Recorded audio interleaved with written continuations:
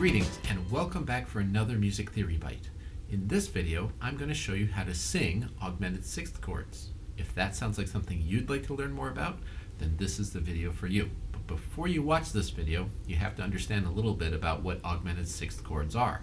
And I have a video for that, so check it out on my YouTube channel. So let's do a little quick review. An augmented sixth chord is what I call an altered predominant chord. That is a predominant function chord that has some chromaticism in it. They're native to the minor mode, meaning that we would expect to hear them in a minor context, and if we hear them in the major, they're burrowed into the major. They generally consist of scale degree flat 6 in the bass, scale degree 1, and scale degree sharp 4. There's another scale degree which may be included, which determines the nationality of the augmented sixth chord. But all augmented sixth chords have that flat 6 between the bass and the sharp 4 in some other voice, and that interval, if you're adding it up, is an augmented sixth, where the chord gets its name. The remaining tone, the nationality tone, as I like to call it, is either scale degree 1, another scale degree 1, which would make the chord an Italian augmented sixth, or scale degree 2, which would make it a French augmented sixth, or scale degree 3 in the minor mode, which would make it a German augmented sixth. Since they're predominant chords, they generally go straight to a dominant function chord, and then that dominant function chord will resolve out to where dominant function chords generally go. As with most structures in tonal music, we can use our teapots method to sing our augmented sixth chords. Teapots, of course, stands for theory. Know the theory behind what it is you're going to sing. We just went over that. Plan, that is, know how you're going to sing it, and that consists of T, tonic. If you know where tonic is, you can sing just about anything, and then scale degrees, S. Know the component scale degrees and sing them. So the first thing we need to do in order to sing our augmented sixth chord is know what that augmented sixth chord is going to sound like, and then where we're going to take it. In this case, it doesn't matter which nationality of augmented sixth chord we use. We're going to resolve them through a cadential 6/4 chord, a 1/6/4 chord, through a 5/7, and to a 1. We can do it in a different way, but this is just a standard way that we might resolve any augmented sixth chord. We know that augmented sixth chords consist of scale degree flat 6, scale degree 1, and sharp 4. And if I start out with sort of the most common of these, the German augmented sixth, I'm also going to have a scale degree 3 in there. So first, I need to know where tonic is. 1. So if that's my tonic, then I want to find my lowered 6th scale degree. And I can do that simply by either picking off that scale degree or going down a scale to get there. 1, 7, 6. There's my flat 6. So now I need scale degree flat 6, 6, scale degree 1, 1, scale degree 3, 3, scale degree sharp 4, 4, 3, 1, 6. So I go up and down through the augmented sixth chord. Flat 6, strong tendency tone, wants to resolve down to 5, 6, 5. Now the cadential 6/4 chord. 5, 1, 3, 5, 3, 1, 5. 5, 7, 2, 4, 2, 7, 5. 1, 3, 5, 3, 1. And I have a progression that takes me from the German augmented sixth through the cadential 6/4, through the dominant, and to my tonic. Now, if I want to make an Italian augmented sixth, all I have to do is take that progression I just sang and leave out the scale degree 3 on the augmented sixth chord. 6, 1, 4, 1, 6. 5, 1, 3, 5, 3, 1, 5. 5, 7, 2, 4, 3, 2, 1, 7, 1. And then to make it French, I simply add in a scale degree 2 on my augmented sixth chord. 6, 1, 2, 4, 2, 1, 6. 5, 1, 3, 5, 3, 1, 5. 5, 7, 2, 4, 3, 2, 1, 7, 1. So I have a melodic presentation of all of my 3 nationalities of augmented sixth chords, and that will get you through most augmented sixth chord situations.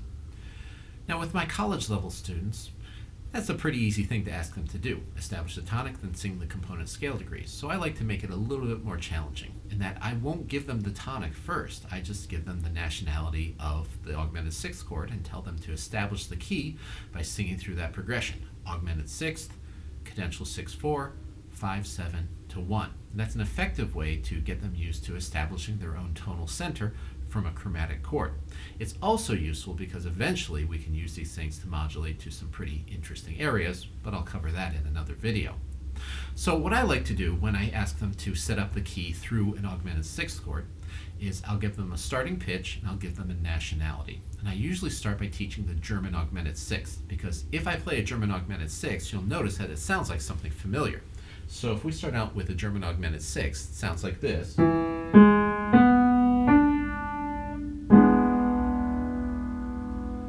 You probably noticed that that also has the same sound as a dominant seventh chord, which is really kind of interesting. It's not spelled like a dominant seventh, but it sure sounds like one. But it doesn't quite resolve the same way. Dominant seventh, of course, we would have our leading tone resolving up and our chord seventh resolving down. And on an augmented sixth chord, we have the lowest pitch, flat 6, resolving down by half step to scale degree 5. And we also have our sharp 4, resolving up by half step to scale degree 5. So the resolution is going to be different as we come out of this dominant seventh sound. So I always start with the German augmented sixth because that's an easy sound to start with. There's my starting pitch, and I have them sing a dominant seventh, which typically you'd sing on scale degrees 5, 7, 2, 4. Once we've sung that, then I have them renumber it using augmented sixth numbers. 6, 1, 3, 4, 3, 1, 6. Flat 6 comes down to 5. 6, 5, 1, 3, 5, 3, 1, 5. 5, 7, 2, 4, 3, 2, 1, 7, 1. And I am now in the key. In order to turn that into an Italian augmented sixth, again, all I have to do is get rid of that scale degree 2 in the dominant seventh or scale degree 3 in the German augmented sixth. So if I were to do it again, give myself a different starting pitch, I again start with my dominant seventh sound. 5, 7, 2, 4. I'm going to make it Italian, so I'm going to change the numbers and leave out the pitch that was a 2, would be a 3 on the augmented sixth chord.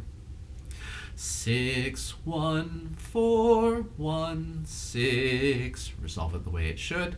5, 1, 3, 5, 3, 1, 5. 5, 7, 2, 4, 3, 2, 1, 7, 1.